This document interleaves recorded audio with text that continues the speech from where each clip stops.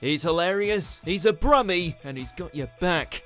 Welcome to WatchMojo UK, and today we're counting down our picks for the top 10 Joe Lycett moments. Joe, this is the first kitchen extension I've ever opened. Before we begin, we publish new content every day, so be sure to subscribe to our channel and ring the bell to get notified about our latest videos. For this list, we'll be looking at the funniest and most notable moments from Joe's various TV appearances. He spelt doctor wrong. And she went, no, that clearly says neighbour. Oh, doesn't! Number 10, wrecked rental car. Joe Lycett's got your back.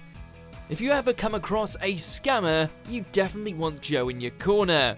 Here, Joe sends a mole to investigate a car rental company, and what we discover is quite frankly disturbing. It's like someone comes in with a schedule, charge up 1,200, it's put in a pot, split between 3 people. Joe hires out a car twice, but it's the second time that keeps us laughing the whole way through. Do you think it's repairable at all?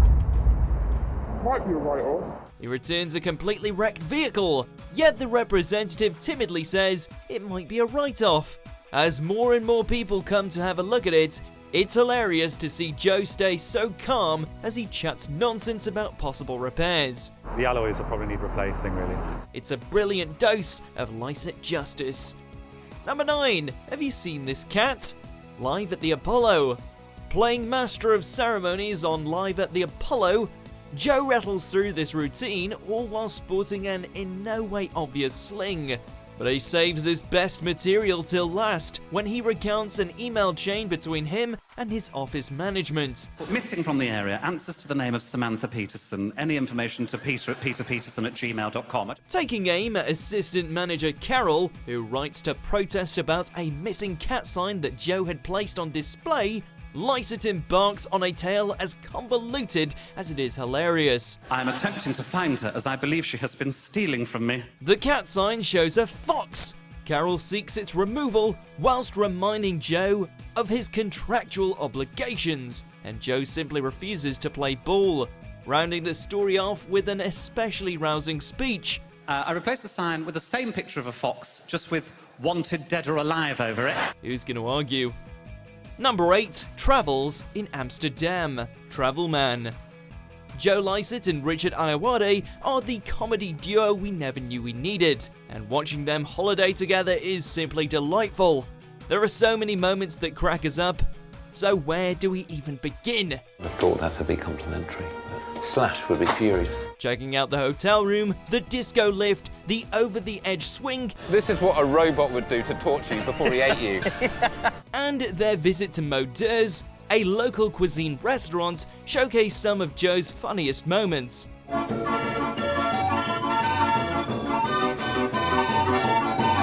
However, we have to single out their visit to the rather colourful museum of street organs.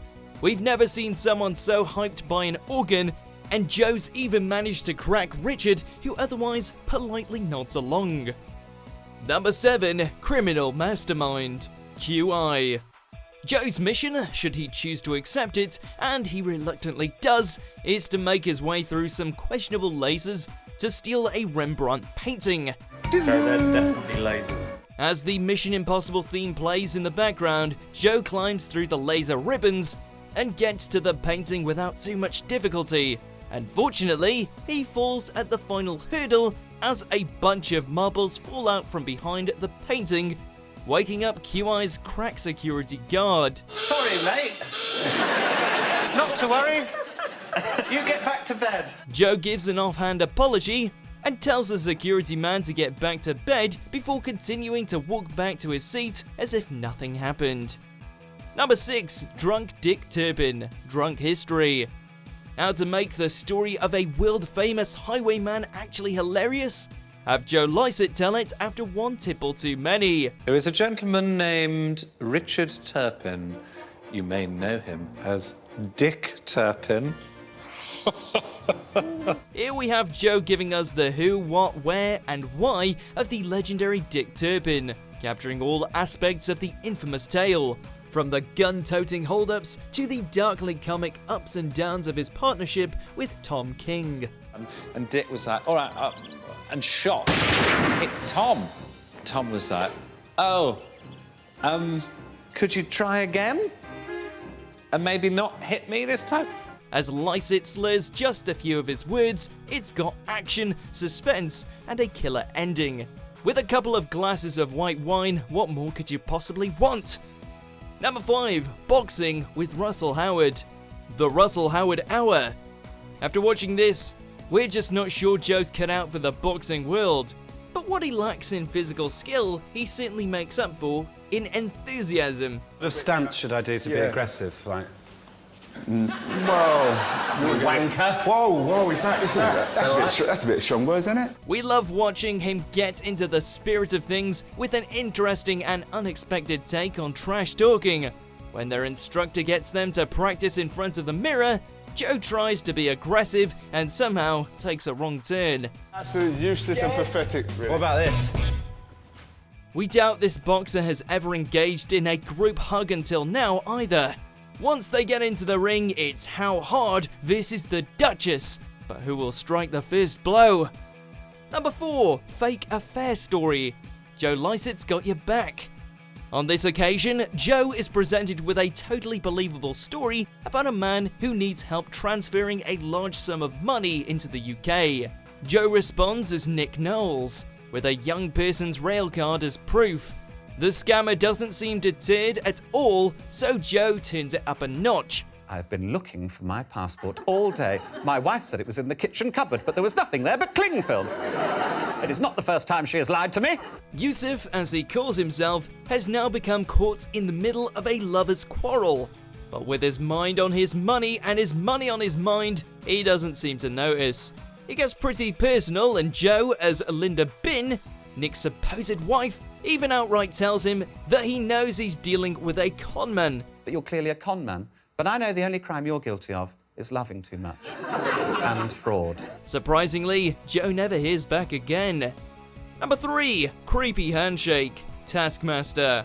If you haven't seen Taskmaster, it's comedians getting other comedians to complete ridiculous tasks, like duck felling. And what could possibly go wrong? In this case, Joe is challenged to create a new handshake involving a mannequin called Bernard. Not that aggressive. Softly. It's quite soothing, isn't it? The results are rather disturbing, and even Joe struggles to keep a straight face as he talks Alex through the handshake.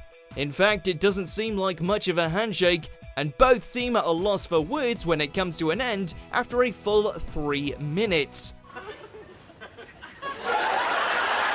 It's awkward to watch, but knowing how uncomfortable everyone involved is only makes it funnier. Number 2. This is probably a scam. That's the way, Joe Lycett, live. Everyone needs a friend like Joe on their side. Never willing to let a scammer pass him by, Joe does his worst. This is to be arranged by my trusted partner, moneytoindia.eu.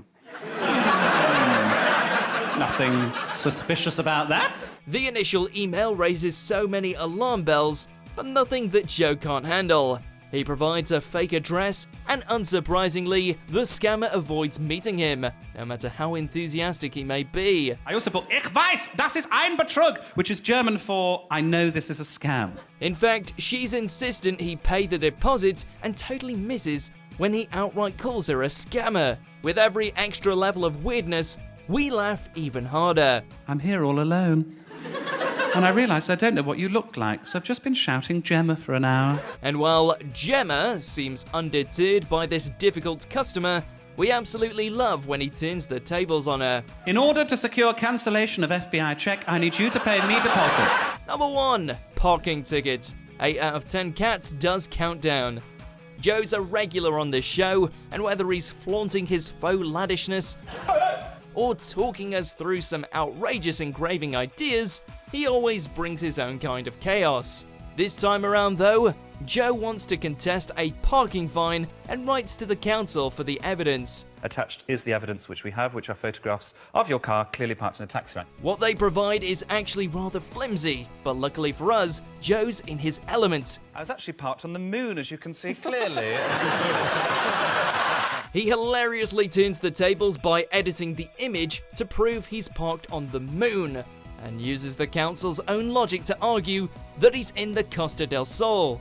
Ambiguity doth butter no parsnips, so thanks to Joe's quick wit, the charges are dropped.